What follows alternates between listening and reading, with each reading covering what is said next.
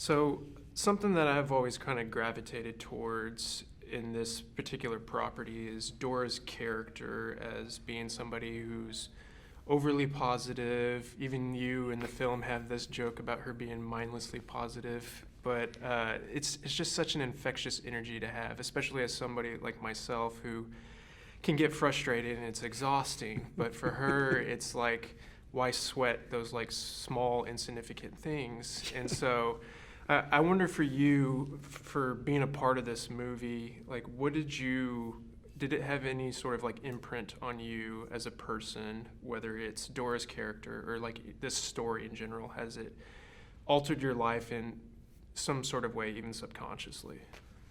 Well, when I first heard about this project, I was shocked because I thought it was going to be really simple. I said, well, it's a great idea. I would love to be part of it. But I felt that it was going to be a little bit, naive or probably not really interesting. And then when I started reading the script, I discovered that it has a lot of messages hidden in the script. And it's not just this 8-year-old kid that we know from the cartoons. Now she's a teenager. Her world is different, it's bigger. You're able to know her parents, her new friends, everything, his entire world. So I felt attracted to this girl that is so positive because she's extremely positive sometimes. But that's one of the messages of the film. Yeah.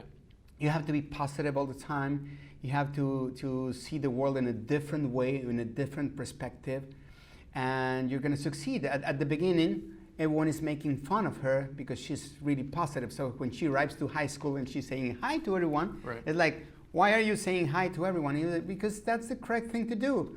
And you realize how bad we are as a society. It's like someone is saying hi to everyone is someone who's wrong from our perspective. So it's good to see how someone who is so naive shows us how different is the world and how different it would be if everyone is really kind and positive.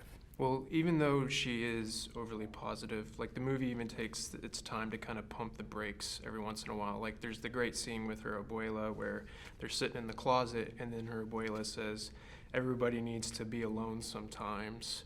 And so maybe if we could dive into like that particular moment, because that's a moment where I completely relate to it as a human being, is where do you go when you want to be alone? I like to go. I'm the kind of guy that when I feel alone, I go to nature, to have contact with nature. So I go hiking, or I go to a mountain, or I go even to a park, whatever is close.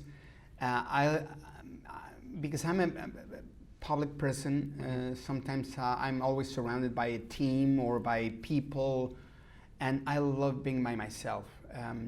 I think it's something I really need, and I don't have that much. So, and I don't like to be hidden in my hotel room or in my house. I love when I'm in contact with nature. That's the way I feel. I really feel alone, but at the same time, I don't feel alone because I feel like I'm a part of the universe. Right. So that's my favorite spot to be. When I'm by myself, no surrounded by people, but in contact with nature. That's my favorite spot. You know, with this being like a film adaptation of Dora the Explorer, there's moments in the film where it feels like an extension of the TV show. And then there are moments where it's more mature and it's hitting at things that people around her age group can understand. So for you, is that a difficult tone to kind of strike a balance or have a balance between those things where the movie's like hitting all these different age groups, but yet it feels like it's still a film for family? Well, it was hard to get there because they wanted production and the director, they wanted to keep the essence of the real Dora, of the animated show, but at the same time they wanted to get to a broader audience. So that's why now Dora is 18 years old, and the director, he was the director of The Flight of the Conchords. I don't know if you know that show. It's an amazing show with a very unique sense of humor. So he was always bringing jokes for adults, not just for kids, because he wanted this movie to be for everyone.